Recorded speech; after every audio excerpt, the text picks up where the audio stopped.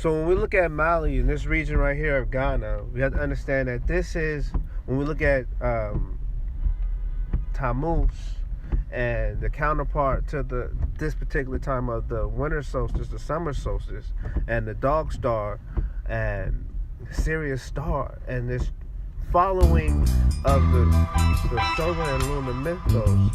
When we look at the Nomos and Ogun and the axe and the axes and the crossings, when we understand the Anubis and the dog star, look at Anubis and the dog star and the land of Canaan and the Canis Minor and the Canis Major, and how these star systems were essential for these navigators to find the land of the Americas, especially when we look at Quetzalcoatl and Hernando Cortez, and how he used this historical relevance of Quetzalcoatl, the Shining One, to come into this land and manipulate, supposedly, the culture. So when we look at the use of navigation and the star system and the mythos and religion, they have been intertwined.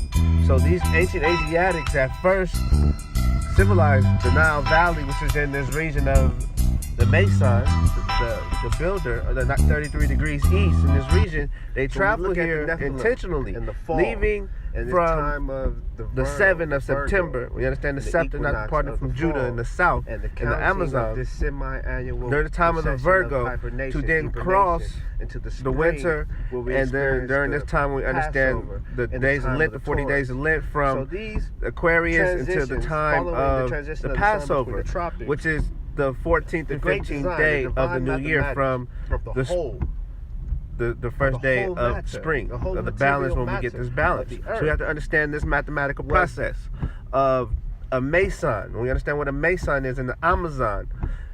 Coming from this 90 degrees into this region right here, we see this 33 degrees is in this region of the Nile Valley, where you see the 33 degrees east. This is the between Gemini and Cancer.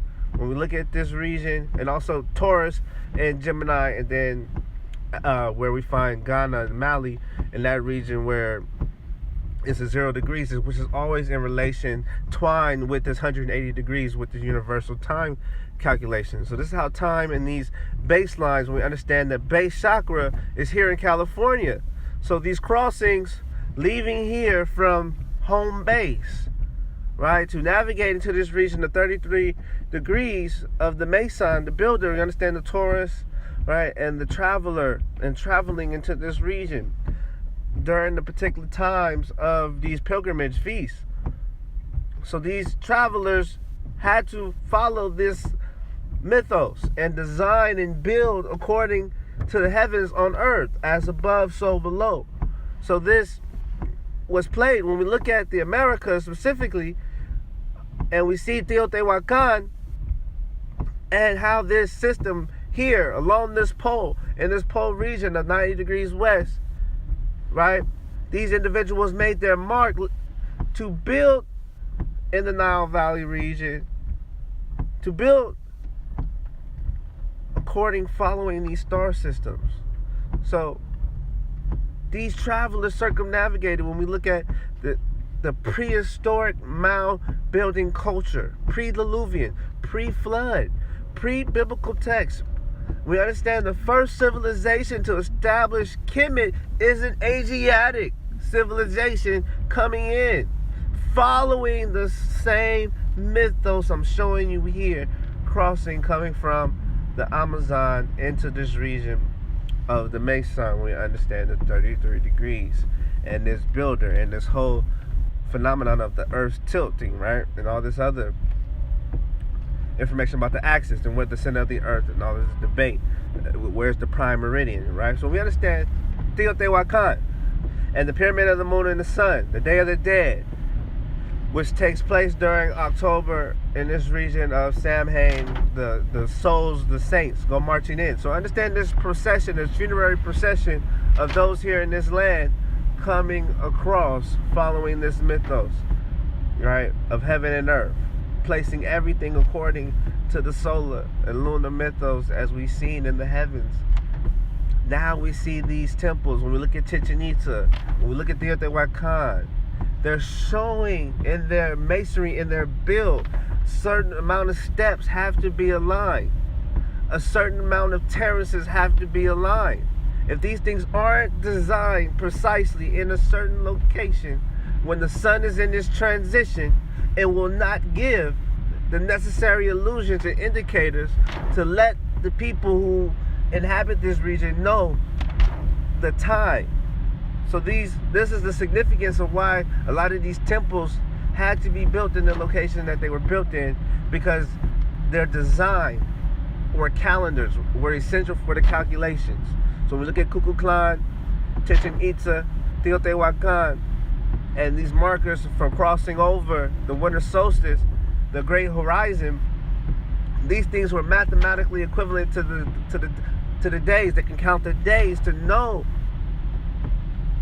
in correlation where these certain mythos would be in the heavens. So this circadian rhythm of the sun in relation to the waters and the tides were intertwined to understand the consciousness and the balance of, especially during this time, there's more darkness than there is light. Darkness, there's only about 10 to 9 hours of daylight during this time of the winter. So we understand that judgment and the obsidian stone and what took place here in this dark land, the hidden land, the land of the moon. We understand Amen and the hidden land, the populace of An. These things are so ancient, prehistoric.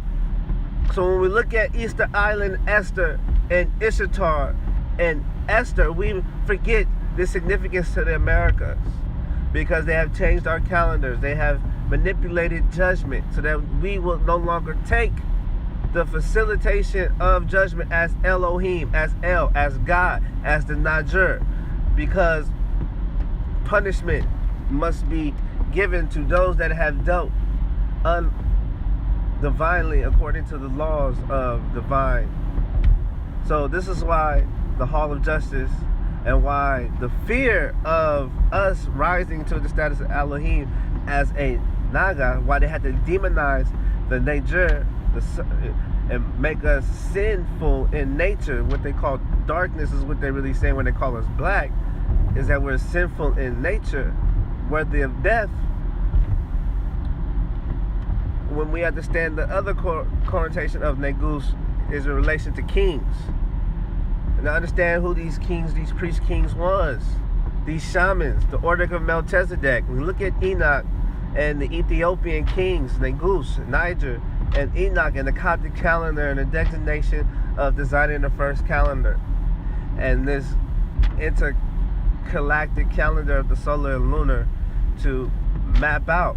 These lands were so essential to the ending and the beginning. When we look at the Indies, these things took on relevance of the people. So because this was so customary in tradition to take these navigations, when we understand Astros, Easter, Australia, and the Negrito and the ancient people here, connected with the aboriginals that we find here in the time of 180 degrees to 150 degrees, and to this Orient, this land of Orient, the land of the rising sun, coming from the darkness, coming from the bottom of the south, now getting ready to rise into this peak of Aries. We understand the high noon and the midnight judgment of the obsidian stone, and placing judgment, Maccabees, the hammer, the Mac, and Amar. We understand the command in America, and the commandments, and Amaraka, and Emer,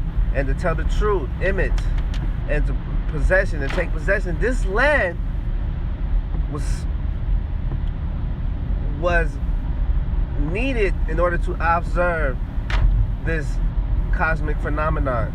So this is why we find these temples today, find these Masonic arts today, displaying more than just satanic rituals. When we understand these signs and symbols, they are displaying the function of this circadian rhythm, of our functionality of consciousness and wavelengths of light, and how we correspond with nature. These things are manipulated to take advantage of our consciousness, to take advantage of our psyche, release these things and come back and be aligned with the Creator.